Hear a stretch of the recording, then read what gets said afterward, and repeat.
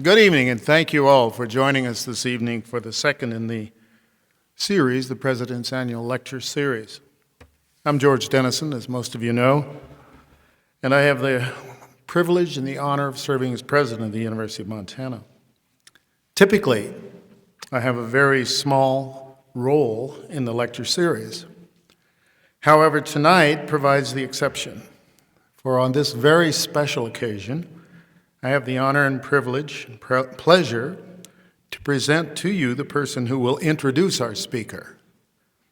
I think this arrangement is especially appropriate since that person, former president and now professor of history Jim Cook, originated this series more than 2 decades ago during his presidency of the university, and in addition, provided the valuable and critical assistance necessary to persuade our speaker to come here to Missoula and join us and participate in the series. As most people know, Jim served 4 years as president of the university before assuming the presidency of Old Dominion University in Norfolk, Virginia in 1990. He's since retired from that position. In terms of background, he received a BA from Illinois State University and a PhD from Northwestern University, before working as a member of the faculty of several universities, including Illinois State, UCLA, Brown, and the University of Hawaii. In 1978, he became Dean of the Faculty of Arts and Sciences of Rhode Island College and served as the Provost and Vice President for Academic Affairs of Ball State University before becoming the 15th President of the University of Montana in 1986. During his brief but very active tenure with UM, he initiated extensive tours of the state that involved visits to most of the high schools, undoubtedly the impetus for the relatively rapid rise in enrollments on campus. He spent endless hours,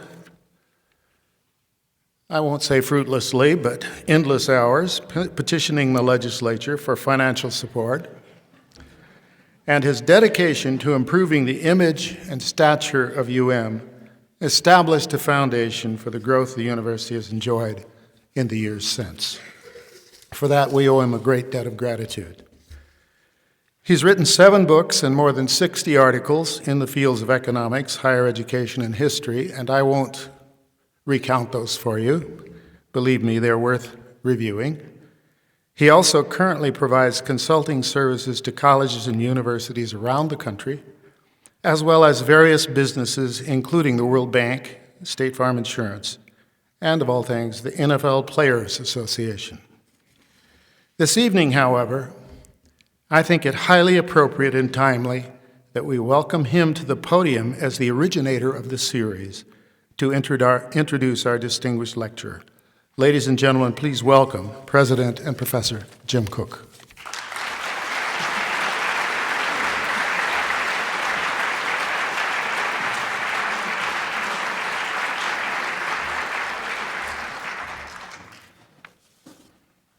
Thank you indeed, President Dennison and Mrs. Dennison, for your kind hospitality and recognition, and good evening to you and the crowd. It really is a great pleasure for me to be back here and to introduce Admiral William J. Fallon and to tell you just a little bit about him. I think it's almost axiomatic that any general or admiral whose nickname is Fox, and that's Admiral Fallon's nickname, probably is a pretty smart fellow. And Fox Fallon certainly does not violate that rule. He's a very intelligent, judicious individual of strong character and honesty whose career has been marked by careful, cool analysis and principled decisions. He's a native of Jersey, and he began his military career at Villanova University in the ROTC. Notably, during that time, he survived a grilling by one of the most quirky, legendary figures in the history of the United States Navy, Admiral Hyman Rickover. He continued his career with naval aviation appointments around the globe, and he flew combat missions in Vietnam. He's made more than 1,300 arrested landings, tailhooks if you will, on aircraft carriers. And that's 1,299 more than I've made. And I can tell you that's really something. His initial flag officer assignment was with NATO, and he gained his 4th star and became Vice Chief of Naval Operations in October 2000. Breaking precedent, he held 4 distinct 4-star assignments, including fleet commands in both the Atlantic and the Pacific. And during his tenure as head of the U.S. Pacific Command, he reached out to the People's Republic of China in order to open lines of communication and clarify national interests and avoid potential clashes. And this was not a universally popular stance. In January 2007, President Bush nominated Admiral Fallon to become commander of the vital United States Central Command, which is referred to in military shorthand as CENTCOM. He was the first naval officer ever to assume that command.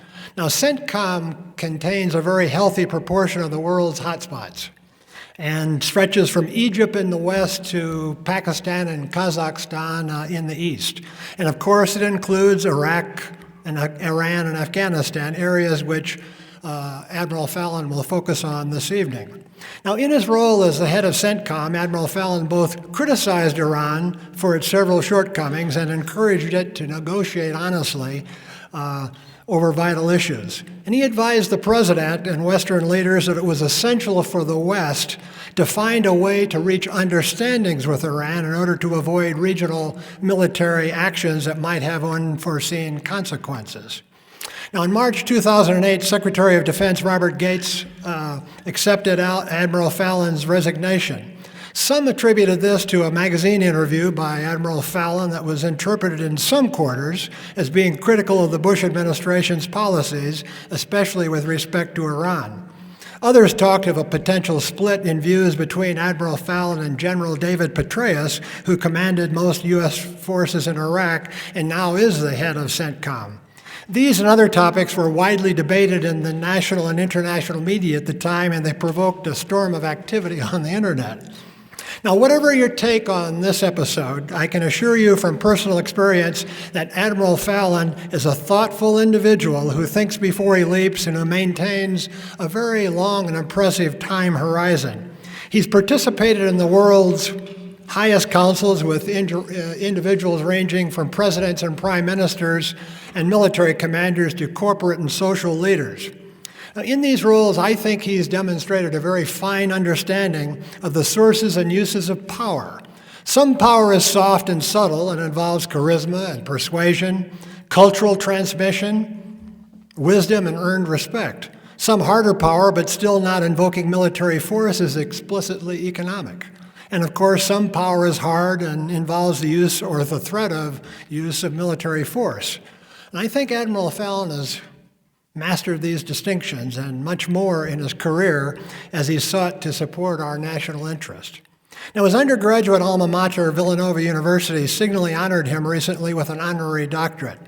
Admiral Fallon also holds a master's degree in international relations from that distinguished Virginia institution, Old Dominion. Now, Old Dominion has not yet honored him with an honorary doctorate, and I shall take that on as an assignment. One editorialist summarized Admiral Fallon this way: his temperament, quiet confidence, and intelligence give this civilian renewed confidence in military leadership. Please join me in welcoming to the University of Montana, Admiral William J. Fallon.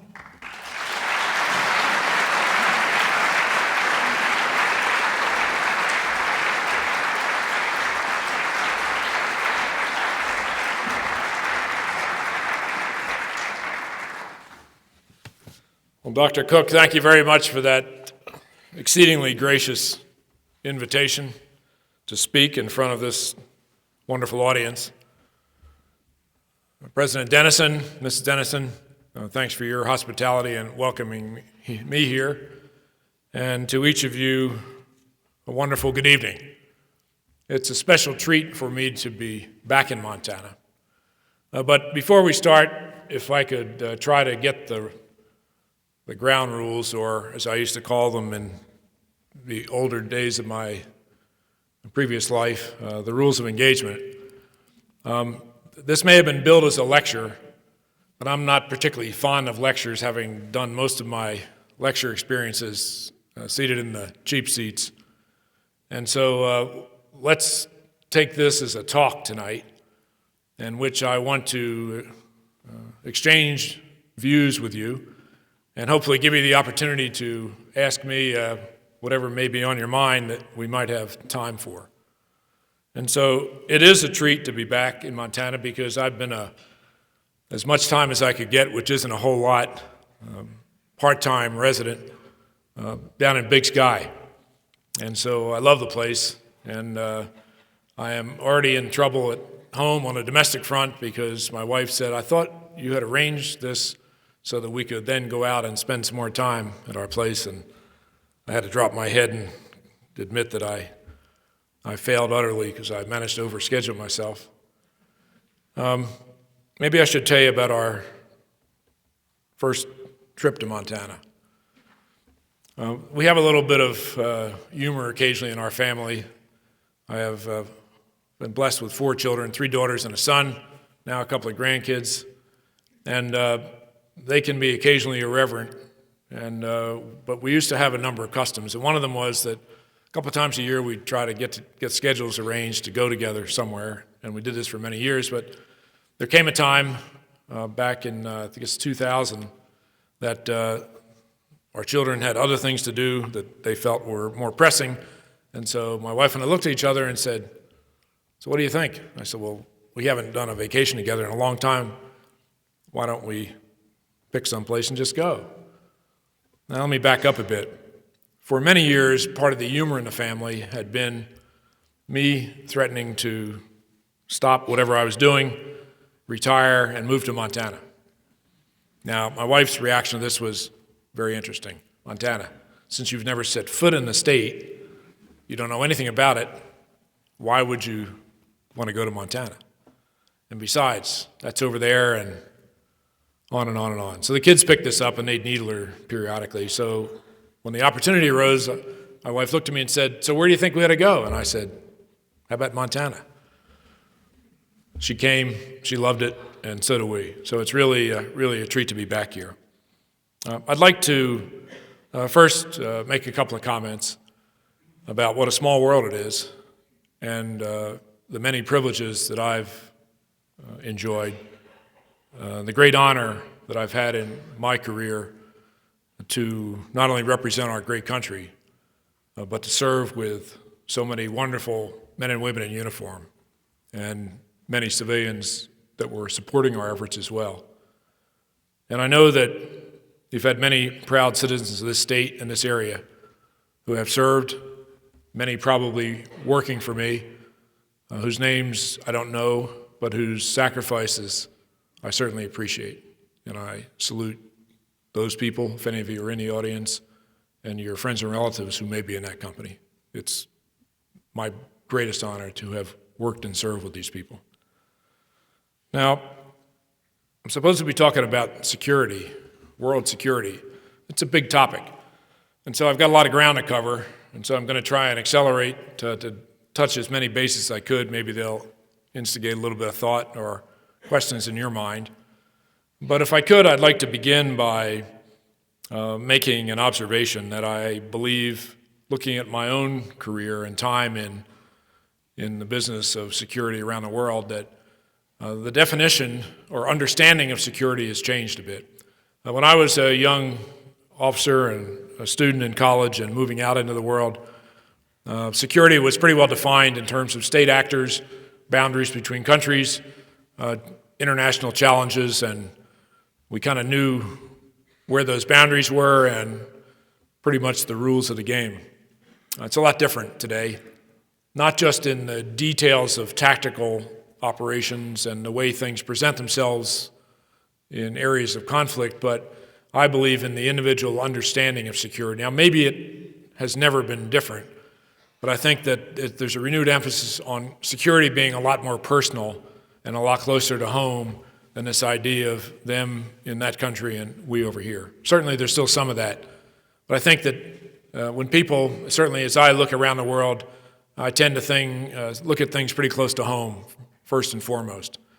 And this issue of personal security, whether it's in the dimension of your confidence you feel in your position, the closeness to your family, the relationships you have, your ability to earn a living, the economic situation you find yourself in the current debate in this country about health care and the access to that and the cost of it and so forth. This is not dissimilar to, I believe, what people think and feel in most parts of the world. And this is a major factor in our engagement in the world today and in any potential solutions that we may think might come up with. And so I'd also make a point that in each of the areas of the world that I will discuss tonight, there are several factors that come to bear that are pretty enduring and transcend the issues and the countries. And they're the history of the people involved, where they've been and what's gone on in their backgrounds and what they think they know. Some of it is factual and a lot of it is rather mythological, but to the people involved, it's what they believe. Second are the politics of things, and not just the politics that I'll speak for myself, are not particularly happy about, the headbutting that seems to go on too much in our nation's capital and other places, but the politics of the world that results in policies to do certain things and to affect people's lives in ways. And the third area is the media and the reporting of activities in the world and the impact it has on us or not. And the technology advances that have allowed us to have virtually instantaneous communication of information and data around the world and allow us to connect with families and friends in distant places and give us access through the internet to an amazing amount of data is also a real challenge, because often information will get out without the context. And frankly, on the internet, I'm often stumped as to the veracity of what I'm hearing, reading, and I fall back on some advice I got from my late mother, and I will give it to you tonight, and particularly regarding stories you may have heard about me. Don't believe everything you've heard.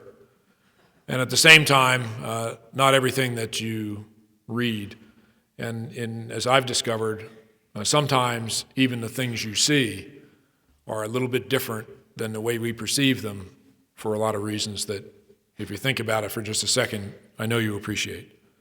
So why don't we begin with the first word of the topic of the talk, and that's Iraq. My view of Iraq is that it is certainly much different than 2006 when I had the opportunity to visit first time in this recent period. And things on the ground have changed to the point where we're basically finished, I believe, in Iraq in terms of our major engagement. Our forces have been withdrawn from almost all the metropolitan areas of the country.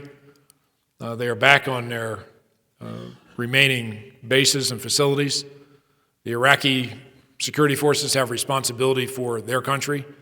They're in the lead. They're calling the shots, and they're getting it done. Maybe not entirely in the manner and style that we might wish to see it done, but they've taken it. There was a negotiation, a discussion, and they've got it. We still have many troops there. They are stacked and planned and programmed to be returned out of that country. There is a tremendous amount of activity going on as we sit here this evening in the business of moving things out of the country. I just had the honor of one of my former soldiers, who is currently the chief of logistics for Central Command, and he's a busy man these days, organizing pretty much endless convoys of material and things and some troops coming back out. So this material's on the way out. A large majority of the troops will follow. But there is one perception that I think ought to be addressed, and that is this idea that I encountered as I was the commander of kind of the black and white of we're either in or we're out, or as it might have applied to Iran, we're either going to have a war with Iran or we're not, or we're going to go fight them or we're going to love them. And the world, as you know, is much less defined in most of its aspects. And so the business of our presence in Iraq will depend on future negotiations with that government and ours. But I think it's in our interest to maintain a presence of some kind in that country, as we do in almost every other country in the world, subject to an agreed number and, more importantly, duties and responsibilities that has to be mutually arrived at between the countries. How many that number may be, exactly what they're going to do, remains to be defined and discussed. But I would expect that given that the Iraqi security forces cannot perform all of the tasks that they are currently asked to do, that we'll do some of those things, particularly in the support areas, intelligence, surveillance, things like that. But I believe that the majority of the combat, certainly the large force combat, is long past. Now, what about this country of Iraq? What's it going to be like?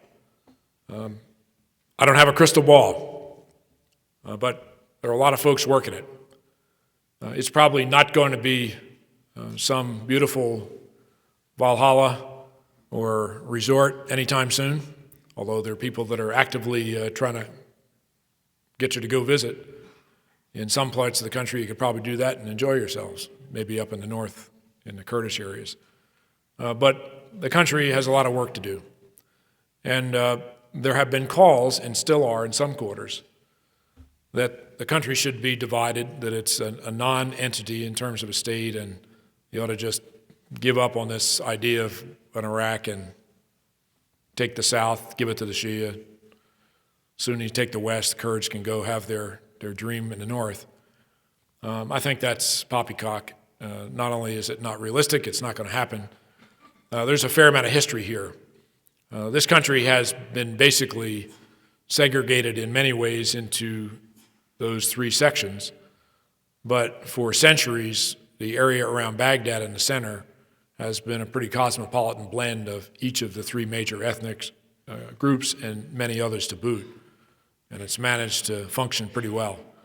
If I could share an anecdote, in early 2007, on one of my first visits to Baghdad, when things were not going particularly well, we were just in the early stages of implementing General Petraeus' counterinsurgency strategy, putting large numbers of troops back into the city. And we had a horrific bombing that struck at the core of old Baghdad in Hammurabi Street, which was an area of booksellers, an intellectual magnet for Iraqis since back in the 6th century. And the instigators of major trouble brought a big bomb in there and caused a tremendous amount of damage. I went to see the neighborhood, and it was not pretty. But I walked around and I saw people kind of peering out from doorways, and as I went around down another street, I saw a little cafe, if you would, a tea shop, a chai shop in Baghdad, and I saw it was filled with people. And they had no idea who I was, but from the size of the security group around me, they probably figured it must be somebody pretty old anyway. So a couple of guys got up and beckoned me to come in. So I went inside and took off my helmet and flak jacket, and my General Petraeus troops that were there to guard me were already having a heart attack. And these guys made room for me at a table, and I sat down. And there were three men at the table, and one of them actually spoke English. And they quickly ordered me a tea, invited me to make myself at home, and we had a little chat about how things were.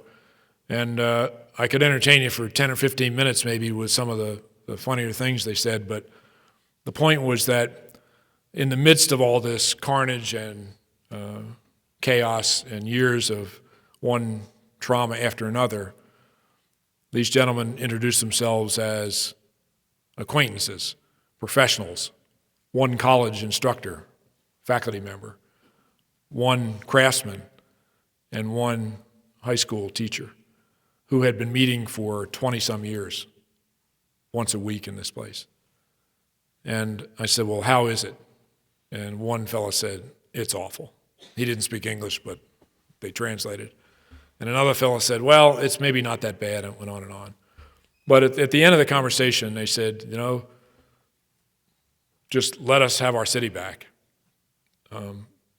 Get the politicians out of this, and we can live together because he's a Sunni, I'm a Shia, and so is he.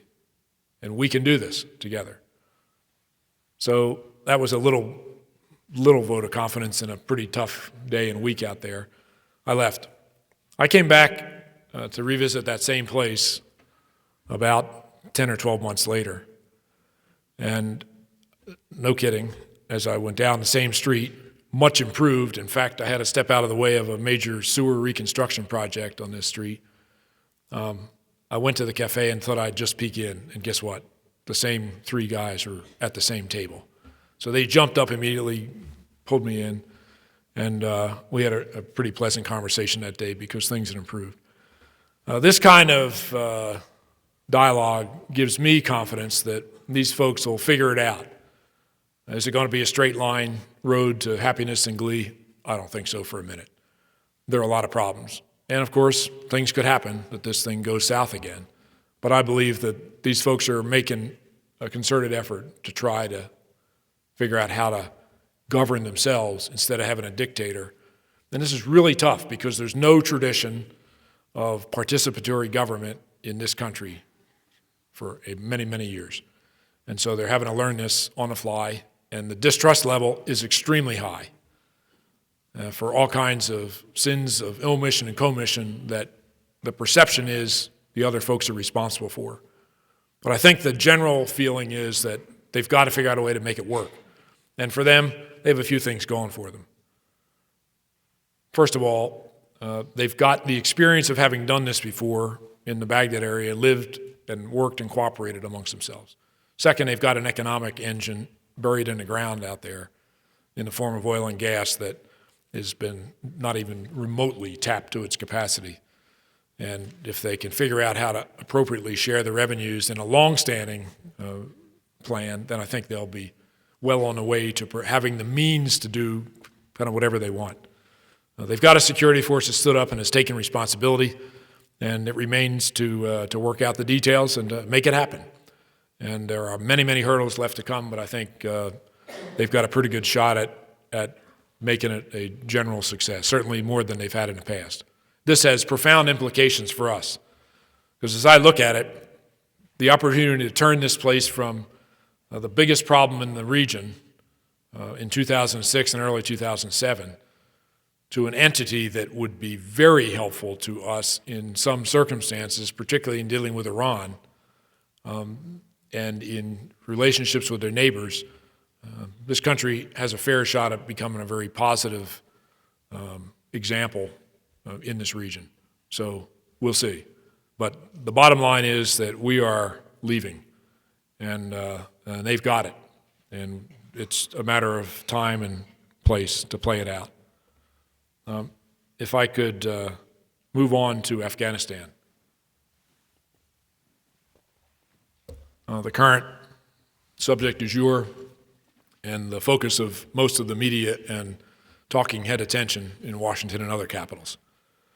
I think in Afghanistan, the place to start might be with a little bit of history. The people over there have been around for a long time. And because it happens to sit at the crossroads of many civilizations, they've had lots of armies tramp over, around, and through the place. And so they've seen many visitors. There's a history of, certainly in the last several centuries, of not being particularly welcoming of foreign armies, particularly armies of occupation. And I think you know the basic outlines of that. It's also wise, I think, to remember the demographics, or to understand the demographics of this country, which can be a little bit of a puzzle to those outside. It's tribal. It's tribal to a much greater extent than Iraq. And if I could digress one bit, the situation in Iraq and Afghanistan is so different in so many respects that you really are at some peril when you start trying to take examples from one to the other. Demographics. It's, first of all, it fits the terrain. It's extremely rugged, some of the harshest terrain in the world. There are lots of rocks for rock climbers, lots of deserts for those that like dry and dusty places, and there's some spectacularly beautiful places scattered in these river valleys all over the country. It's a land that only the fittest survive in, and these people are very tough. And they can exist on basic crumbs that we might have left over day to day. And they've done so for many years. The distribution of folks is interesting. Population is 30-some million or a little more. When you look at the country, as I have, and I'm sure many of you have had, some of you at least have had a chance to see it, you're struck by the emptiness of it. Vast mountainous and desert areas don't appear to have any people in. You look a little closer, get down in these valleys, and they're everywhere. They hug the creeks, rivers, and streams in the country because that's their sustenance. The tribal folks have pushed and pulled and contested parts of this country for centuries. And today, the basic makeup is the southern half of the country is mostly Pashtun, and that's the largest number of people in the country, and they occupy the majority of the territory. What's also interesting is that this same tribal population also occupies maybe 25-30% of Pakistan, its neighbor. And for the people of this particular tribe, they're not really very keen on the idea of a border, the Afghan-Pak border that divides these two countries. And if they could have their way, it would go away. And this basic desire and belief, although it may not be as stridently proclaimed as, say, the Kurds in northern Iraq and Iran and Syria, is nonetheless alive and well. And it plays out in interesting ways. When I first arrived, the leader of Afghanistan was Hamid Karzai, who was still the president and has just been in a re-election campaign. The final results are still pending. The leader of Pakistan was President Musharraf, and I would regularly visit each. And they were suspicious of one another, to say the least. And both striving for security and stability for their country, and both seeing the biggest problem as the other guy next door. And it was very, very challenging to try to get them to cooperate, which cooperation was absolutely essential and still is today with the new government of Pakistan, if we're going to be successful.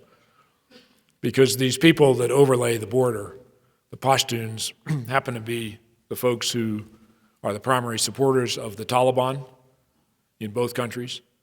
And they are, with Mullah Omar as their chief of the Taliban, the folks that we believe have been supporting and sustaining Osama bin Laden and the rest of the al-Qaeda leadership, who are somewhere probably in the mountains of Pakistan, in what is, in my opinion, some of the most forbidding terrain in the world.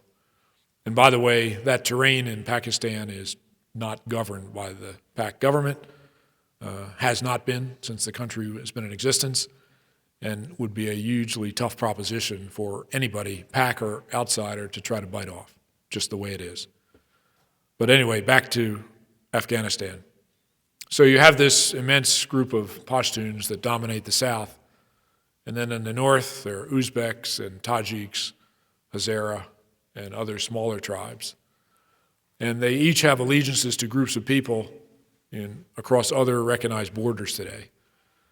This is an atmospheric that's really critical, because if the Afghan government is going to be effective in providing for the needs of the majority of the Afghan people, these folks are going to have to find a way to cooperate with one another.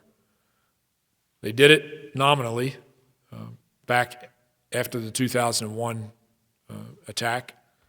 They had an election in 2005. Karzai was elected as the leader, and they formed a government with representation from these different people to move forward. But since then, there's been an erosion of confidence, generally, I think, across the country.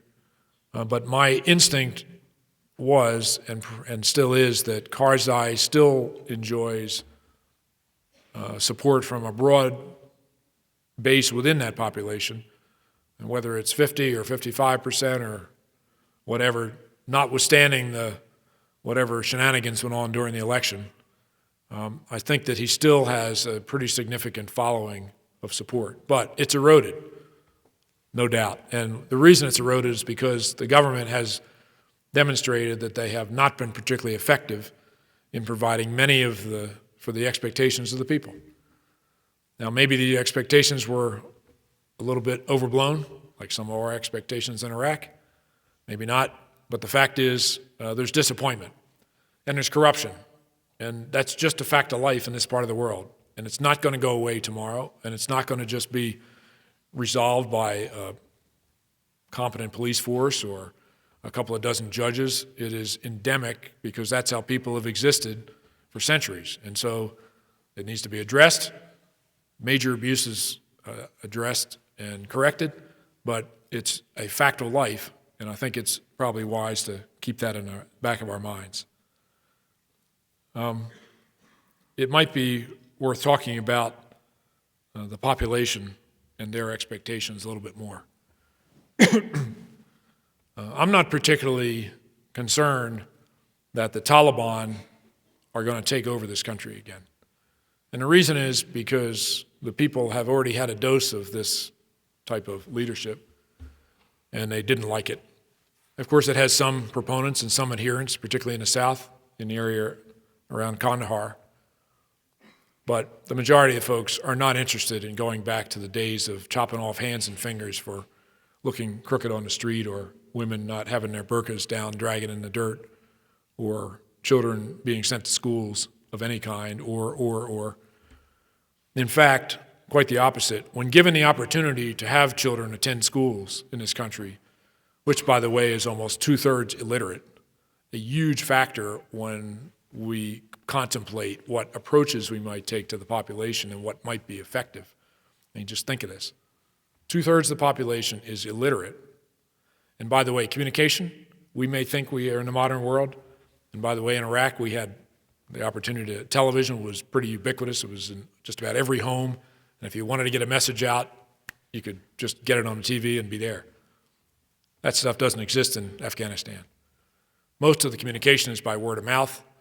It's by rumor and by what the local tribal elders want the people to hear. And what do they know? Only what they hear. And the sources of information are the traditional sources. Their leaders, their family, their neighbors, and the rest of this is all something from the outside. So this is a real issue. But nonetheless, despite this low base of experience and knowledge, I've found that the people genuinely desire, as do all people, virtually all people everywhere, a better life for their kids. And so they will go to extraordinary lengths to get these children in schools and to try to get them educated. Biggest challenge I think they face in the country right now is a lack of properly equipped teachers. Hasn't deterred them. Whoever knows the most gets designated as a teacher, and off they go. There are millions of young people attending school who never had that opportunity, and the people like this idea a whole lot. And I think that factor is one of the huge influencers on, we may play with the Taliban because, frankly, there are many, many traditional short-term allegiances and alliances that are made to defend local turf against perceived or real enemies and to try to maintain traditional lifestyles, some of which are not helpful to the country.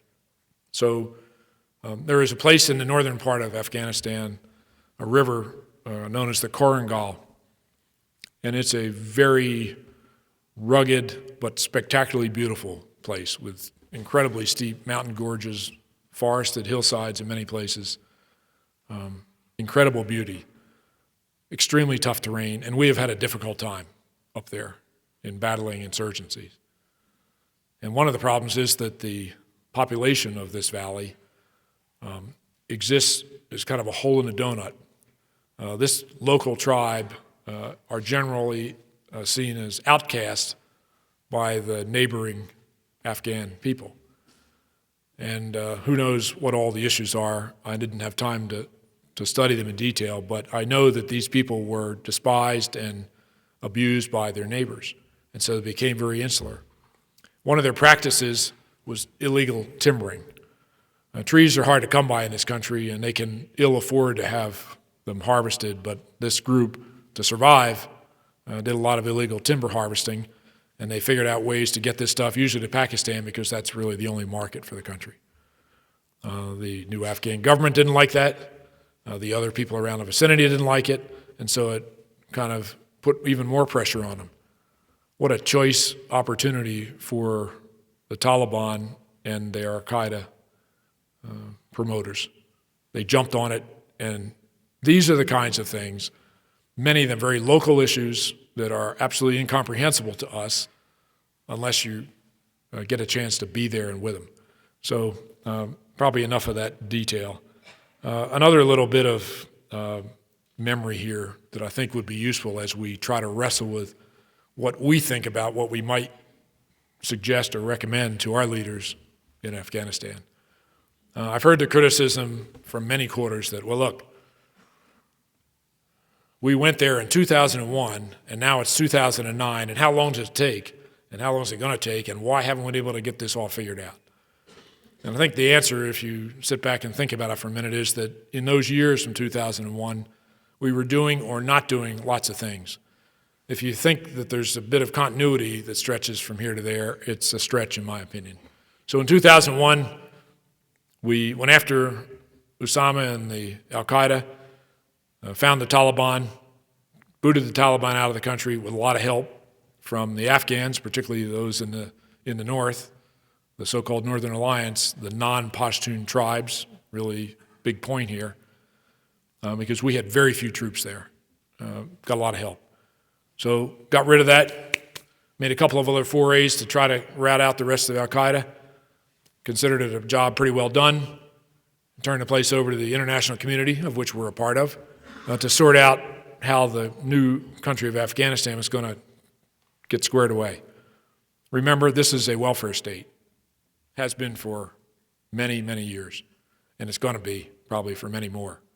They do not have an identifiable economic means to sustain the population. Of course, there are always poppies. Not where we want to go, but it's a real challenge for the country. So the international community set about helping them, and there were lots of volunteers. Many countries said, hey, we'll be there to help and give us a job, and so people signed up for things. One country said, we'll take care of the police. We know there's problems, so we'll square it away and get a real good police force and make this a better place. Another country said, hey, drug problem, poppies, we'll take care of that. U.S. said, we'll take on the chore of trying to train the Afghan army. I think we've been modestly effective in that, actually made a fair amount of progress. These other tasks that people volunteered for, I haven't seen many results. And so it was. But this is part of the complexity. When I was last there, I think I counted 40-some nations who were there to help in one way or another in that country. I don't know how Karzai had enough hours in a day to deal with all these visitors from the 40 countries, because, of course, every president, prime minister, chief of military, defense chief, whatever, wanted to come by and get a personal thank you for all the good work that his or her people were doing in the country. Not. But I made the comment to the president one time. I said, I don't know how you can deal with this. How can you run the country with all these appointments? Even me, you take time to see me all the time. You shouldn't. Just throw me out of here. But lots of things changed. And in this intervening time, we got occupied with another challenge, a few 100 miles to the west, called Iraq. And so That's to wake up the guys in the last row back there. So we focused intently on Iraq. And frankly, by the time the resources were sent over there, we had very little left. And so a great idea came from several sources, said, well, look, we have the NATO alliance, best example of a political military alliance in history, successful beyond belief in that we avoided a world global conflict with the Soviets, and these folks are pushing for democratic institutions, and why don't we give them a job? We'll send them to Afghanistan. So the nations all talked about it, and it didn't seem like a bad idea at the time. It was testing new ground, NATO out of area, not in Europe. We're going to go to a distant place. We're going to help somebody that needs it. And, oh, by the way, it's pretty quiet over there. Not a lot of action, not a lot of shooting. Should be okay.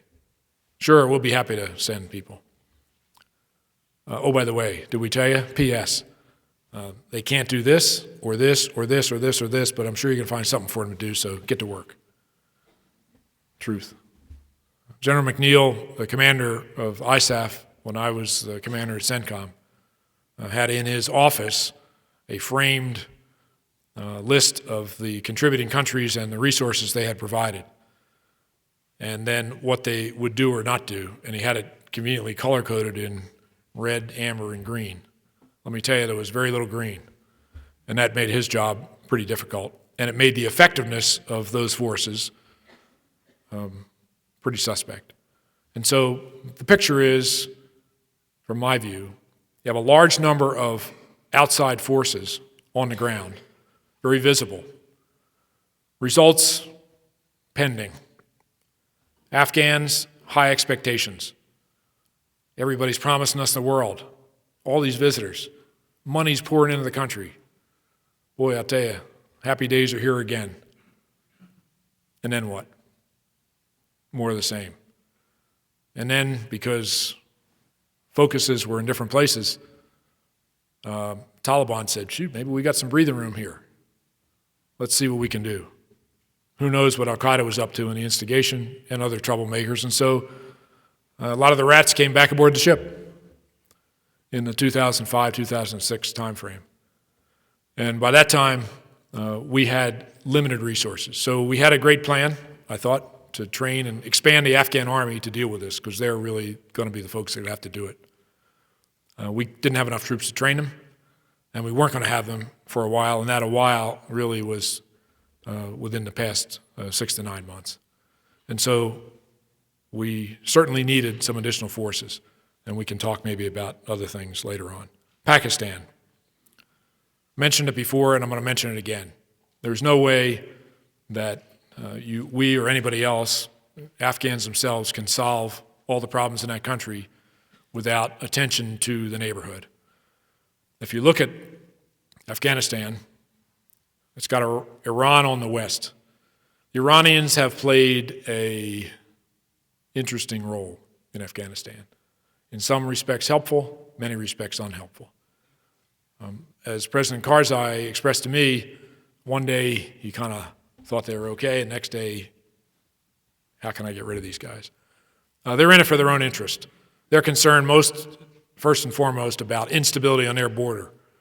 And they're really concerned about having us, the U.S., on that border, because we're already in the West, in Iraq, and this is a real concern, particularly given some other history we'll talk about in a minute.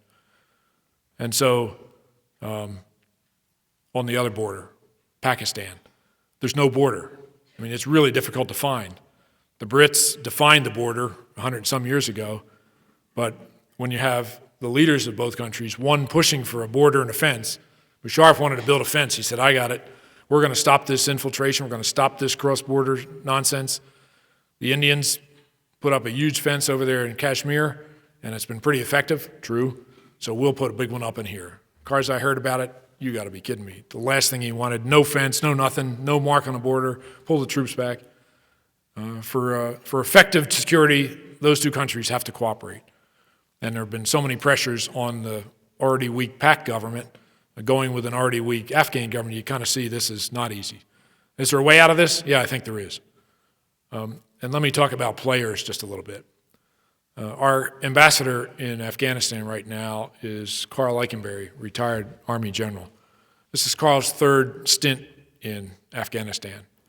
He was there as a junior general in the early days, 2001 and 2.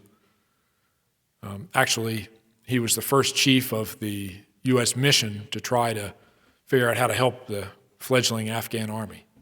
He then came back again. He actually had the pain and burden of working for me for about a year out in the Pacific, because he's really an expert in Asia and in China, where he's fluent in Mandarin. But he went back again, this time as the U.S. commander before NATO arrived. And I'm going to share something with you that Carl told me when I went to visit him one time in Kabul. He said, there's a lot of talk about how we need this and we need this for security. And he said, there are 4 things this country needs more than anything else: roads, electricity, agricultural development, and water management. And you say, water management, what's that? Well, I mentioned these river valleys, huge mountains to the north and in the country itself. It snows pretty heavily in the wintertime. Sun comes out, snow melts, all the water rushes down.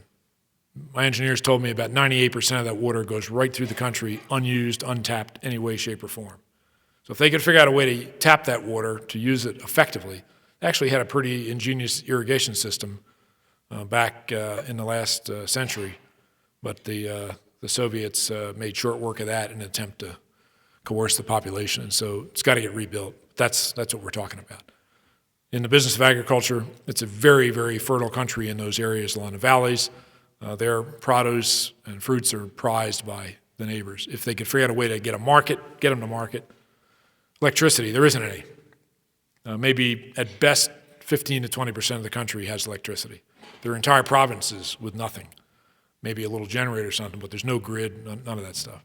That's not going to be solved just within that country, by the way. It's going to need help from neighbors. And roads. Every road in Afghanistan, it seemed to me, used to be nothing but dirt and gravel, if there was a road at all. There's now a ring road that runs around the country, around the high mountains in the center, that's been built by millions of dollars from many countries volunteering money and labor. It's been phenomenal to watch what happened after that road went in. The growth of activity, the growth of schools, commercial activities, people being drawn to the area and having a better life. They like that a lot. Anyway, I think that those 4 things are still probably the top of Carl's list. But the point is that here's a guy that's back there now without his uniform in an ambassadorial post who has certainly got a lot of experience dealing with the people and the issues in that country. He's supported by the cavalry, came to help.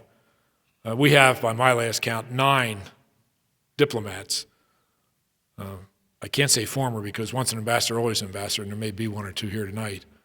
But people with vast experience as U.S. ambassadors to other countries throughout the world that are there in Kabul today, and they're working the problem. Military people. General McChrystal had worked for me in the past. I think he's terrific. He's got a tremendously good sense of judgment, and he's vastly experienced. And by the way, he spent the previous 3 years working in Afghanistan as well as Iraq as our Special Forces commander for worldwide responsibility. So he knows this territory like the back of his hand. Ambassador Holbrooke is the administration's point man, recognizing the complexity and the interlocked nature of Pakistan and Afghanistan to try to work behind the scenes. And we have a very nifty ambassador in Islamabad, a lady by the name of Ann Patterson. She's only about this tall, but she's a fire-breathing, very sharp, aggressive lady. And she outlined for me a year and a half ago, almost 2 years ago, the roadmap for Pakistan, which I think you could almost change the name and make it for both countries. And it's going to require a long-term engagement and development. And most of the things that are necessary are not military. But you've got to have some stability to be able to start. So I think the situation today is being talked into a crisis, even if there weren't one. I think that the media attention on this place and the politics of it, those who like more of this or less of this, more forces or no forces, those who think we should do absolutely nothing, just forget it and leave it, those who think we have a responsibility since we started this to do something about it, those who think even if we didn't do anything in 2001. By the way, the Afghan people those that are old enough, have a pretty fond memory of U.S. engagement back in the 60s. Many of the projects that they would take me to and point in the country were things that we did years ago, and then we left. And that's a significant perception among this population. We came back then, and we left. And then we came again to help them fight the Soviets, and then we left. And what are you going to do this time? And so we have this reality that we have to deal with over there. I think there's some tough decisions to be made. I think that we would benefit from some additional troops in this country, first and foremost to really try to take care of this training function for the Afghan army. My desire was not to have part-time people doing it. I wanted the most experienced combat veterans we could find doing this job because they have the experience and credibility and would build confidence quickest with the Afghan army. But we're going to have to do some combat missions as well. And as many of our allies have already signed up for their exit visas, we're going to end up picking up some of those responsibilities. And I think the big challenge is going to be not the number, but what they're doing, where they're doing it, and how they're doing it. And as we relieve some of the allies that are departing, being effective, not just boots on the ground, sitting around. We saw some of that in Iraq for a couple of years and got us a negative downhill trend. It took a tremendous amount of effort to turn that around in 2007. How many people? Tough to call. You need enough to be successful. You need enough to be able to be close enough to the people that they believe that you're there, not as occupiers, but to actually help them. So our small units have been pretty effective in the countryside in doing that in areas where we've been able to establish a foothold. This is still problematic. You have to win the confidence of the people. They have to believe in your presence that it's going to aid them long term. But without some confidence in their own government being effective, it's problematic. And so that's why I think you see this intense interest in President Karzai, his future, and what's really going to ensue in the country. Nothing is going to be done quickly. It takes time. You have to win the confidence of people by them seeing. They aren't going to believe any talk. They want to see. I don't think it's realistic to expect that we're going to rebuild this country,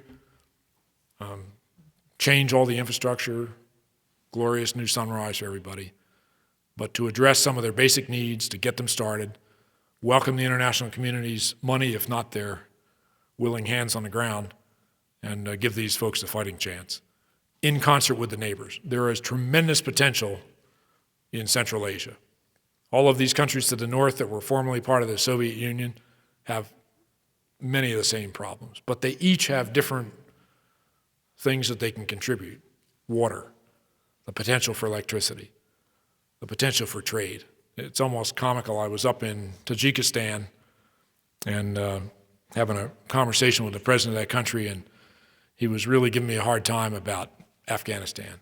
Now, he used to serve in the Soviet Army and had been part of the occupation force during the 80s. And he had a pretty dim view of the Afghan experience. But he's telling me, he said, you got to knock this. He says, all these druggies are coming up here. They're bringing this poppy stuff up. They're going to infect my population. And by the way, these extremists, we don't need any of them. This is an Islamic country. We don't need any of these extremists. Keep them the heck out of here with stronger language than that. And I said, well, how about the potential for economic activity? We have a bridge now that was built last year to connect these two. And he said, oh yeah. He said, I got to tell you. He said, the funniest thing. He said, over in the eastern part of our country near the border with China, you wouldn't believe the amount of economic activity going back and forth between the Afghans and the Tajiks. I said, what is it? And he goes, it's all the same stuff. It's all Chinese junk. They're selling to one another back and forth across the border. Interesting. But the fact was there was activity going, commercial activity, and somebody was actually making a penny or two off it. So I think there's a tremendous amount of potential. Going to be a tough upcoming year, pretty crucial. Whatever decisions we make are going to have to be grounded in the best knowledge that we can do. We've got a good team on the ground over there to give us some knowledge, and I think we need to give the folks a little bit of rope to kind of figure out what the best way ahead is. Okay, quick skip. Iran, real issue with us. Iranian behavior has been pretty obnoxious, pretty bad. There's an awful history here of late. This is a country that's been governed by the Persians out of Tehran, the dominant group in that land for many centuries. They have visions of their old grandeur. I mean, they're very proud of their past, and they'd like to be the dominant dog in this region once again. Remember that in 1979, a revolution occurred in this country, and this is extremely important for our relationship and the problems we're having with these guys. That revolution threw out the Shah, and those who perpetrated the revolution, the Ayatollahs and their supporters, viewed the Shah as incredibly corrupt, a dictator, and propped up by the U.S., supported by the U.S., and the only reason he was around that long was because the U.S. made it happen. Not a great start. So they come in, they take over our embassy, they act like a pack of dogs, and we're really defining what's kind of like an epic Cold War struggle here between the countries. And so then what happens? Saddam, being the clever dictator and opportunist that he was, looks around and says, maybe some easy pickings over here against these longtime antagonists, so he instigates a war with the Iranians, which goes on for almost a decade, incredible loss of life. And in that conflict, the perception in Tehran was the U.S. was with Saddam. Did everything we could behind the scenes to help Saddam win, and that's a perception. And remember that a couple of incidents occurred in the late 80s that probably added to that perception. Number one, we inadvertently shot down an airliner with a lot of Iranians on board. No way the Iranians publicly would admit that this was anything other than a targeted assassination of a lot of people. Certainly not the case, but that's how it was recorded in Tehran. And then the Iranians, with their continuing bad behavior in the Gulf, shooting up tankers and mining waters and doing other things that were problematic to world commerce, and our declaration to keep the Strait of Hormuz open, managed to bring on themselves an attack from the U.S. And we spent a couple of days, our naval forces did, whacking them pretty severely around the southern Gulf and chewed up most of their Navy at the time and sent it to the bottom. Another chip on the scale of anti-Americanism. And then when the Iranians got to feeling their oats, as they propagated their surrogates around the world, causing more trouble, we had many conflicts with the West, Lebanon, Gaza Strip, in Iraq, so forth. So the history here is pretty ugly. So we're pretty ticked at these guys, right? The last thing we need is a zealot who makes some of the public proclamations he does against Israel or the U.S. or other countries with nuclear weapons in his hand. It's got our attention. But these guys have been mentally geared to test us for a long time. And we've had no discussion for the better part of 30 years. So on the 1st of next month, it's the first official diplomatic get-together in which we're going to have a talk with the Iranians. I'm not holding my breath on outcome of this thing. In fact, we had a discussion with them in Baghdad back in early 2007 that came for naught. But it's a start. And my feeling in approaching these guys is we've got to have a light at the end of the tunnel. If they feel, which I think they probably do now, that we're just looking for an opportunity to choke them, they're going to probably continue to behave in a similar manner. Now, you can't blame this all on us. They're attempting to export a revolution. And they're finding willing accomplices with grievances around the Middle East to support them. But we need to, in my opinion, try to continue to gather support in the region because most of the countries are afraid of the Iranians. They're afraid of the rise of Persian power again. They're afraid of the rise of Shiism. Remember that Shiism is a distinct minority in the Islamic world, and the majority of those folks are actually Iranian, live in Iran and in neighboring Iraq. And so the Sunni countries in the Gulf, Saudi Arabia as the leader, are very concerned about the it's time to get even mentality that probably exists in Tehran, which helps to fuel our fires by lots of messages coming into Washington, you better do something about these guys. In fact, when I showed up in the Gulf and went around to visit the leaders of these countries, I received a lecture, first and foremost, at every stop. And the lecture usually went, you idiots, into Iraq, we told you not to do this. What a mess. You're never going to get out of it. It's just disaster. It's awful. It's awful. Next lecture, Iran. They're bad guys. You got to do something about it. I said, okay, fine. What do you want me to do? Well, we don't know, but do something. And by the way, don't attack them, but figure something out. And, it was really great advice, very helpful.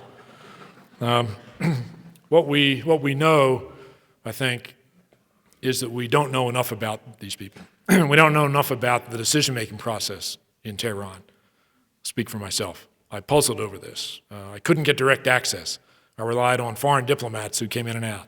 Analysis from our intelligence teams and those of other allied countries. Very difficult to figure out.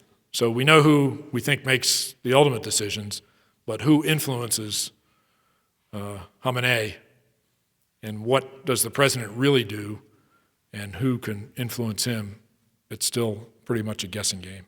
And so we're dealing with a lot of uncertainty, and this is what you get, frankly, when you don't engage. Now, we had our reasons, and who can deny that we didn't have a lot of grievances, but at some point in time, you've got to figure out a way to open a door. And if you can't beat it down, we could have another war. I mean, there's some that advocated that. We could probably attack these guys. I don't think that's a very good idea. Didn't think it was 2 years ago. But we certainly have to demonstrate that we're not going to stand by if they do something overt, that we will defend our interests, and not just ours, but the interests of the region. They got to understand that. Don't be misled. Don't think we're just going to lie over and say, do what you want. But at the same time, we've got to have some balance as we approach them. A point that I have in my mind, a lot of the stuff you see emanating from Tehran is bluster, in my opinion. So this weekend, they fired a couple missiles. Made it a point to say, these are defensive missiles, nothing intended in the way of messages, but we did make sure they were filmed and sent to all the international media so they could make sure they got around the world. Why would they do something like that? I think because they're a little bit afraid of their position. I think that this regime over there is not nearly as strong as they would have us believe. Politically, you can see the problems in the country. Economically, frankly, they're close to real problems. Their source of income is oil. And so often they've blustered about shutting down the Strait of Hormuz. And I've often said, okay, you want to try it? Not that I encourage them to do it, but if they did, who do you think is going to hurt first? Us? Yeah, we'd see the price of oil spike again. But when none of the exports came out, the Saudis, pretty clever. They built a pipeline to run it across the country to the Red Sea. And the Iraqis, pretty clever. They've got a pipeline that goes out towards Turkey and another one they're working on to go west. And the Kuwaitis, they could probably figure out a way to. The Iranians, I think they have very few options. Militarily, they're not nearly as strong as, again, these little film clips would have you believe. So we're in a position of shifting influences, and I believe in many respects shifting to the positive. The Iranians, although we've been aware for some time of what they've been up to in the nuclear realm, now they've actually admitted it. It's got to be fairly embarrassing, one would think, if they had any shame. They probably don't have much. But as Iraq improves and the Iranians realize that they're not going to get this plum to fall off the tree into their laps, and the fact is that the government of Iraq is probably going to be reasonable to negotiate with, but certainly not an ally of Iran. And as Afghanistan hopefully gets a chance to be stable, and as the northern countries get a little stronger, and as the Gulf kind of solidifies, I would say things are not looking spectacularly great for the home team here. So I think we need to be prudent in our moves and work hard at trying to get support. We could benefit tremendously if we could get the Russians to be helpful here, because I think they're a lot closer to the Iranians. They have a lot of influence. And time will see. Let let me move quickly to Israel-Palestine. It's been a contentious issue for decades. And in fact, one of the other lectures I got, probably the number 3 lecture from every Islamic country in the Gulf was, you got to solve that problem. Oh, I have to solve that problem? I don't think so. There's a perception in many parts of the world that we either will or should solve that problem. And that's more wishful thinking, in my opinion. That problem is going to get solved when the people there in Israel and the Palestinians in the West Bank and Gaza decide that they're going to really solve that problem. And I don't know when that's going to come, but it's overdue. And it's very difficult, given the circumstances and the history, to get started. The perceptions are pretty much locked in concrete this way as the problem. There are all kinds of reasons you could tick off. There's also fact, and there's an amazing mythology, in my opinion, that's kind of grown up over the years that people believe on both sides, and it just makes life very difficult. So how to get out of it, I don't know. I've always been one that looks for opportunities. And if you can't beat your way in the front door, I'm looking around to see what other ways may be available. So we're very fortunate to have George Mitchell, former Senator Mitchell, as our ambassador over there. It was my privilege to visit Israel with him last year before he took this assignment. He knows what he's getting into. He's a realist. If there's anybody in the world that has the patience and the gravitas to work through this, I would say that Senator Mitchell is the man. It's no easy task, and he knows it. But there may be ways to figure out a way to open the door. Time will tell. I'd like to just shift the focus a little bit and then wrap up here, so I'm already talking too long. I think that we'd be wise as a nation to not get totally mesmerized by things in the Middle East and in Afghanistan, but to remember that our future, I believe, more and more is really in Asia, in the Far East. If nothing else than just the sheer size of the population. You got about 2.4, pushing 2.5 billion people in 2 countries, China and India. Economic activity, astounding by any measure, particularly in China. Countless statistics, but just suffice it to say that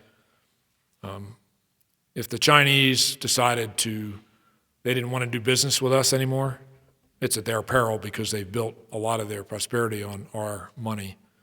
And they decided to cash in these IOUs that they're holding a mountain of. Talk about a world of hurt.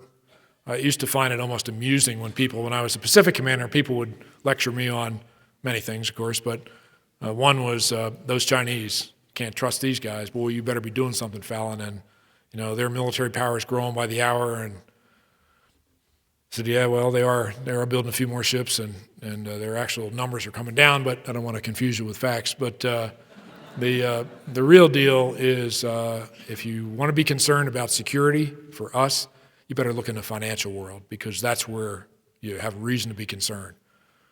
This country is sitting on the largest pile of cash anywhere in the world. And between they and the Japanese, who are just reflexive savers, I mean, they just put money away all the time, most of the world's cash is in banks in those 2 countries.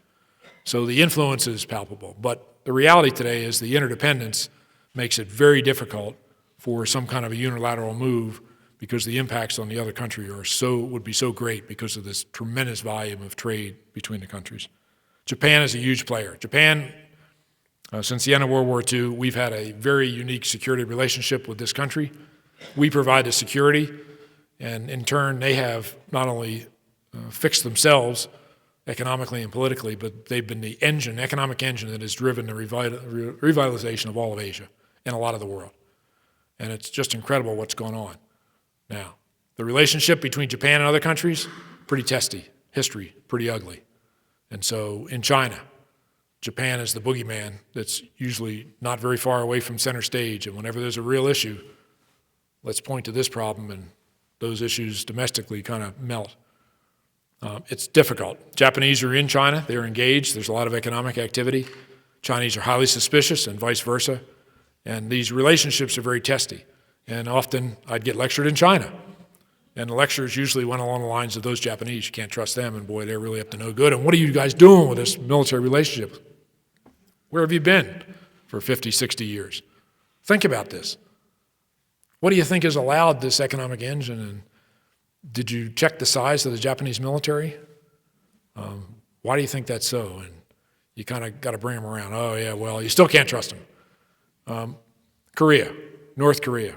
I think that the Iranians are taking some pages out of the short guy with the bad hairdo, his playbook, Kim Jong-il, and because his behavior is pretty much utterly unpredictable. You just don't know, except that something unusual is going to happen sooner or later. And now here's another guy that suffers from delusions of grandeur. Maybe goes with his short stature. Sorry for the short folks in the audience, but he's a guy that's caused a huge amount of pain, mostly on his own people. So he flaps his jaws constantly, but the people who are really feeling the pain are the emaciated, starving folks in North Korea, and it's just astounding to actually see them up close. So I think the Iranians are looking at the way he's managed to get concessions from the rest of the world and say, gee, we can try. If he can do it, we can too. Maybe that's a motivation. I don't know. But at any rate, the future, I think, Asia is absolutely critical to us, and we had better be, in my opinion, there are big balls and little balls in life. This is a big ball, and I think we ought to be paying some significant attention to it.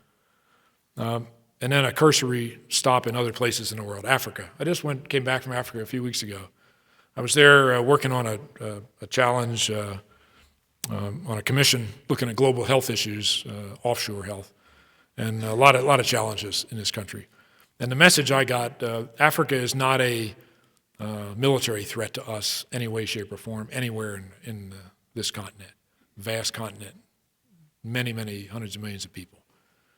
But it is a significant threat to our futures because there are many issues within these generally undeveloped and suffering populations that are not bound by state borders.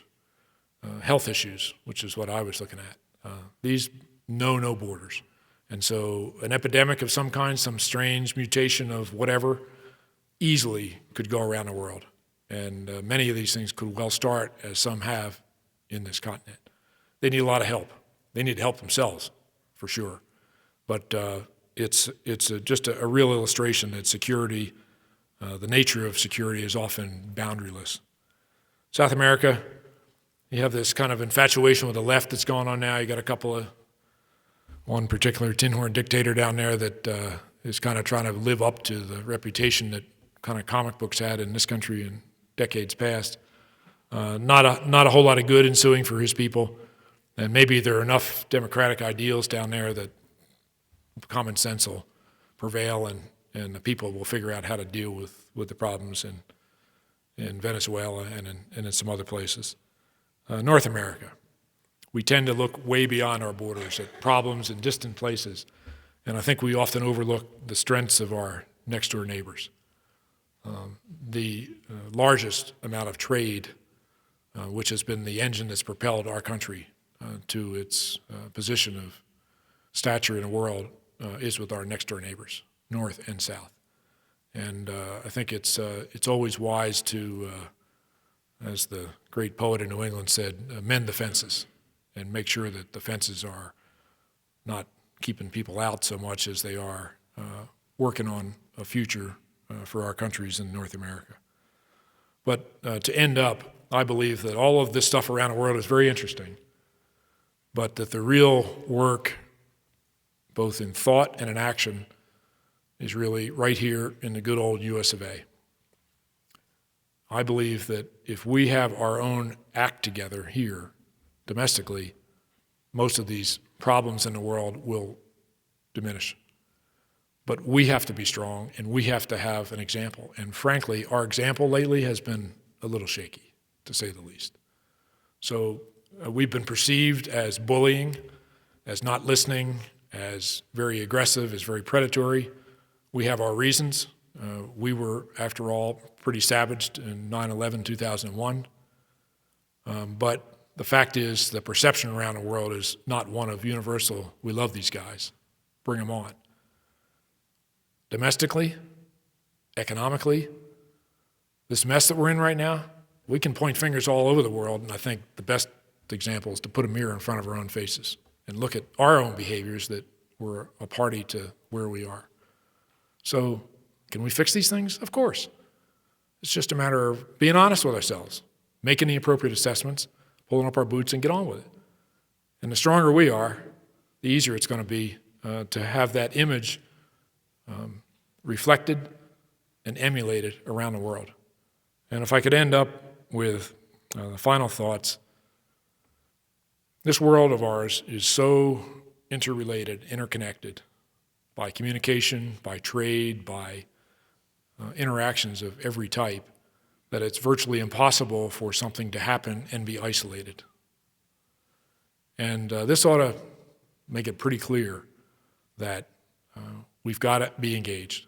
The idea that we can just kind of go off in a corner and forget about things or leave those problems away, they aren't going to go away. We've got to be part of the solution. We are extremely well equipped to be the major part of that solution. We have to do our homework. We've got to find out what's going on. We've got to insist on getting knowledge. We've got to insist on knowing things and try to limit our assumptions, because when you assume, you know what you do. I use the 50% rule as being the accuracy of these. But this country is blessed beyond all nations in history with a richness, mostly in its people. Initiative, drive, and leadership. The world desperately needs American leadership. So why don't we just rise to the occasion and go do it? Thanks very much, and I'll be happy to take your questions.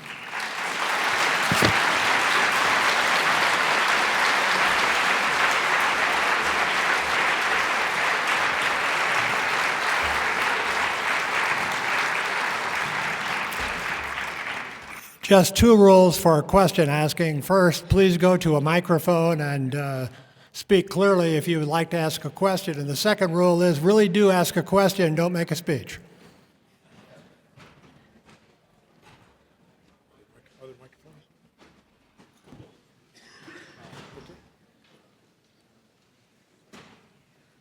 I don't see any microphones. Okay. Go ahead. Go ahead. Okay. Ambassador, thank you for being here. Thank you for your remarks. I've got a question. Can we ask now? Yes, You have we're in line. I think we're in line. Yeah. Could we go back to Afghanistan just for a moment? Sure. I was very intrigued with the four that you mentioned, the four things that we need to address: the roads, the water, the electricity, agriculture. I'm very interested in your take on how important it is that we work on building schools. You talked about how important it is to win the trust of the people. Will that help get us there? Okay, the schools, the Afghans have an amazing capacity for finding places to hold school, and I think that's not as important, because they'll figure out and have figured out how to do that. It's these other things that would facilitate the longer-term growth and development of the country that I think are really important. I've seen villages that were where we were able to push the Taliban out or come into and start to influence, absent the insurgents, and within days and weeks, all of a sudden, people came together and they designated a building and off they went. There is a lot of activity that makes structures available to them, but I think they're pretty highly motivated to want schools, and not having a beautiful building doesn't slow them down. Teachers are really the biggest shortfall that I see. They've got an education minister over there that's as zealous as anybody I've seen. He's really pumped up. He doesn't sleep. He just runs all the time. So I think they're highly motivated to do this. Question. Admiral, you started your talk this evening with Iraq and the fact that we are now in the process of withdrawing there.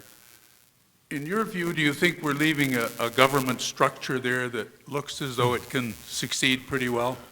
Time will tell, but they've had lots of challenges in the last couple of years, and they've still managed to not only keep their government functioning, but to actually make some progress. I'll give you an example of one of the more interesting things I saw. At one time, they had no agreement on virtually anything other than that they each wanted something different. And there were several pieces of legislation that were pending in front of their Corps, or Council of Representatives as it's known. And there was a lot of doom and gloom. And I know talking to General Petraeus and talking to Ambassador Ryan Crocker, they were just kind of shaking their heads and they're just not making any progress. It's like, we're kind of running out of time here, and I know the President was pretty upset with them. So then all of a sudden, overnight, there's a deal. And it's like, done, okay, now we're going on vacation. Well, what the heck happened? They'd figured out that, as in most of the political game, it's what's in this for me. So what are you going to do for me? You want my vote? Each of these issues, in and of itself, were either too polarizing or too small to gather enough support to get them passed. So the clever little guy, his name was Mashadani, that was the leader of the Corps at that time, who I could share some very humorous anecdotes about. He's your archetypical Arab traitor, in my opinion. Anyway, Mashadani has a meeting, and they decide to take these various bits of legislation, put them together, one omnibus bill, if you would, and when they put it together, let's see. If you do this for me, I'll do this for you. The next thing was voice vote, done. So when they want to, they can figure stuff out. I think that the forces pulling them apart are slightly more than offset by the knowledge that if they don't figure out how to cooperate, then they're going to have a chance of spiraling back into the same bad situation they were 3 or 4 years ago. So my guess is that they'll muddle forward. Won't be pretty. The distrust levels are still extremely high. And I could spend an hour giving you my perceptions of the influence of the religious leaders on the various sects. But when you don't know, but when progress was really made in 2007, it was an amazing amalgam of disparate factors that came together that suddenly got momentum going, and they made progress. So my guess is that they'll figure out a way. In Afghanistan, will the military appropriately take on the role of helping the Afghan people with those 4 major problems? And if there's a big increase in the number of troops that we have there, will that help with that problem? Okay, the military referring to the U.S. military? I think that no, the majority of those functions are not appropriately the task of our military people there. The scope of the things is pretty massive. This is going to need international help. Remember, fundamentally, you got to recall, this is a welfare state. It exists on outside donations. And until such time, or unless they can figure out a way to have long-term stability, they're going to still be dependent. So outside countries are still going to have to provide the bulk of this infusion of cash and resources and engineering to get this stuff done.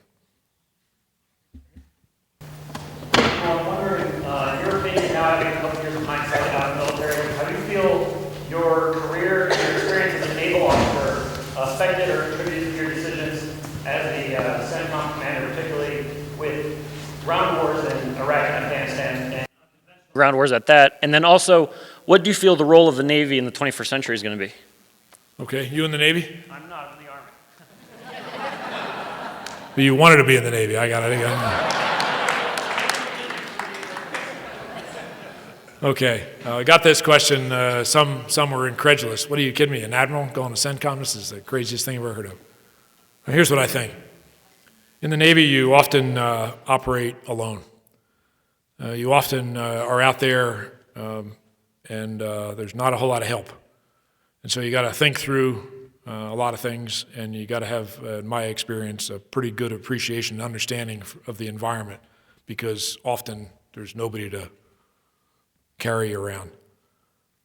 The other thing is that when you're a sailor and you're operating at sea, you come to realize that you're pretty small fry in this great universe of ours, and that you need a lot of help. And there are a lot of unwritten rules of the road out there that people will look out for one another. And I found it very interesting that several of the leaders of countries that I dealt with were former sailors. And as soon as we determined that this was the case, made life pretty interesting. Now, I don't know what if I were a general, maybe that would have been even better, but I don't know. But I think there's a tremendous reliance on one's understanding that you need cooperation from lots of folks to get things done. Now, whether that's unique to the Navy, I don't know. But it also, I guess that in my experience, I was a naval aviator. And so I was pretty aggressive. And when I saw problems like I faced in Iraq and Afghanistan, I didn't want to waste a lot of time talking. I wanted to move out and get progress. And so I was probably a little bit more of a risk taker, if you would, prudent risk, I hope, in trying to push for movement to get these balls going. As for the Navy of the future, since 3/4 of the Earth's surface is still water, it's probably going to be a job for a few of my former colleagues and subordinates out there for the way to come. We don't face the kinds of titanic fleet versus fleet potential battles today that we may have in the past. But many of the issues of stability and security that we're trying to address occur in the littorals of this world, and we can have tremendous influence in these areas. We also still are the guarantors of this international commerce that is the lifeblood and engine of this country and, frankly, the rest of the world. And although they sometimes won't like to admit it, most countries are pretty beholden to the United States Navy and our allies, but particularly our Navy, for the role they play 24 hours a day around the world, just by their presence and engagement with these countries, letting them know that we've taken this responsibility back to this business of leadership and initiative. We'll bite it off, we'll be the presence, and we'll do what it takes to keep these lanes open. So whether it's energy, whether it's food, whether it's other commerce, there's still going to be quite a bit of mission out there, and they'll do it. Let's next? two more questions right here. Sir, first off, thanks for coming here. Sure. And also thank you for your patriotism and your service to the country. Appreciate that. In my opinion, you've been in the military for your whole life, and you've probably seen America change a lot and the country a lot too. And to be quite honest, the American people, I think, are generally war weary, so to say. I mean, as evident by Obama being elected and saying he was going to be out of Iraq, as opposed to McCain saying he's going to be there for 100 years. And in relation to Afghanistan, since we've been there for 8 years now, how do you think the American people are going to continue to buy into staying there longer when we're already war weary and we're tired of sending people out on 2 or 3 or 4 tours, just things like that? How long is it going to take for us to be in all these places?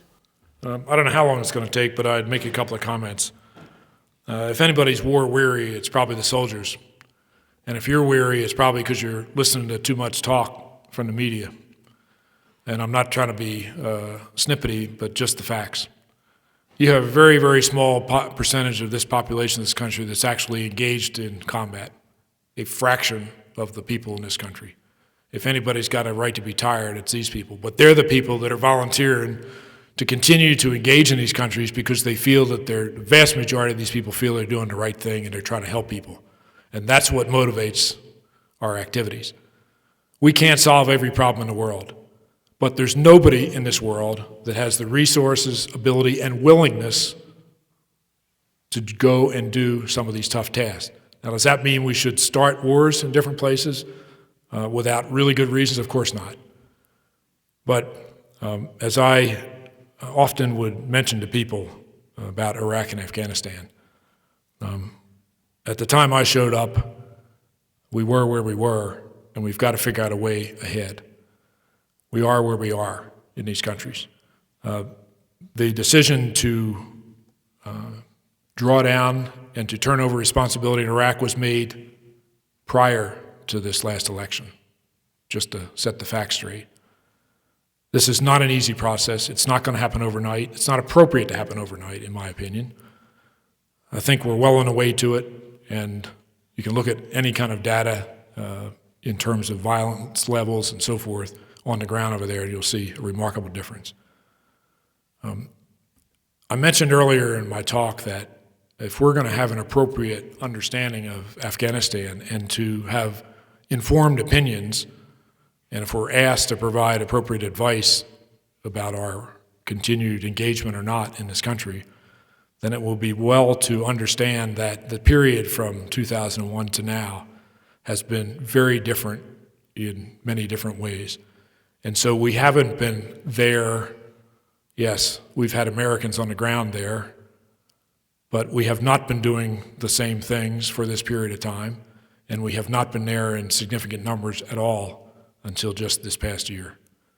And so I think that as we contemplate and consider in our own minds what opinions we ought to form, I think it's wise for us to really do some homework, understand the facts, and have an informed opinion rather than just reflexive, I don't like this anymore, let's go do something else, particularly if you're not the person that's doing it. Have you been to Iraq or Afghanistan? Yeah. So, not a criticism. Very few of our people have. The folks that are over there are really doing a tough job. And it's up to us to contemplate and to inform our leaders about policies based on an understanding to the best of our ability of what good advice you might give. And as I mentioned earlier, we're particularly blessed, I think, that the caliber of the leadership, civilian and military over there, is the best that we can muster right now. So I'd say give them a chance, let them come back and provide the president with their best advice. And at the end of the day, the president's going to have the buck stop on his desk, and he'll decide what the ultimate policies are. Final question. Thanks. Sir, why do you believe that the prior administration thought that Iraq was such a threat as to kind of spread our forces thin in Afghanistan there? Well, the real deal on that one is that Afghanistan was, in 2001, was the attack into Afghanistan was done with a very few number of troops, and it was done quickly to try to take advantage of the perception that we might be able to get in and get out. Iraq, very complex. Having been in Washington and in the Pentagon during a lot of that build-up period, I can tell you that there were every kind of opinion in the world. There was intelligence that indicated that the potential for Saddam being an active player in weapons of mass destruction was one that was pretty widely accepted. I'm not a novice. I'm not somebody that takes things at face value. I ask a lot of questions, and I certainly did that, as did many others. So when Secretary Powell stood up and made his speech in the UN, if you don't believe that he really felt to the best of his knowledge that he was saying the things that were most appropriate, then you don't understand that man. Many of us were wrong. Saddam was a master bluffer, and so he wanted the world to believe that he had these things, and in so doing, brought about his own demise.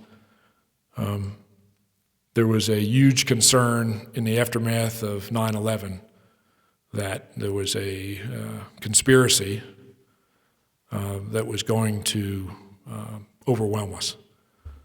There were concerns that Saddam, who had been instigating trouble in this region for decades, was just looking for another opportunity to cause more trouble, that it was just a matter of time before he pulled something else, another invasion of Kuwait or something else, that he was still murdering his own people.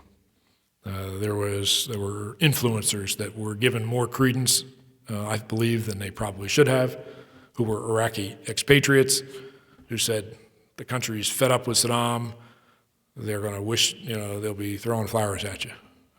Come right in. there were many, many factors that came together. And there was the reality that we had been jousting with this guy, this leader, for many, many years. And the tolerance for that was probably expiring. So when the decision was made by the last administration, I suspect there were the things I mentioned and probably dozens of others that were factors. And the only thing I can say is that in hindsight, my advice always has been and always will be that when a decision is made to engage in a major way our military forces, actually to use our forces in any way, that we better really do our best to think through the potential consequences and the causes and effects that often are very difficult to anticipate. We must maintain a strong capability in this country. But with that goes a huge responsibility to be judicious in the use of that force. But don't think for a minute that everything in this world is peaches and cream and that if only we sit down and talk to people that it'll all work out, because I've been a party to many of these conversations that go nowhere. And sometimes there are people in this world who don't get it, they don't want to get it, and frankly, sometimes you kind of run out of options. So we, as a people, I think, owe it to ourselves and to our successive generations to do our best individually to learn as much as we can about these situations. The more we learn, the more we're going to force our leaders to learn. And it's been my experience in Washington that all too often it's other things that I think are, back to my comment about little balls, that occupy far too much of our leaders' time. And we put those pressures on them, frankly, in many respects. So the smarter we get about these and the more homework we do about trying our best to understand, the leaders aren't ignorant. They're going to pay attention, and they're going to force themselves to get, I think, deeper involved in it. So it's in our best interest to learn as much as we can about these issues and these peoples in distant places and recognize that it isn't something you can just push off, because it's our world and it's too interdependent and we're all in this together. Okay? You've been very kind.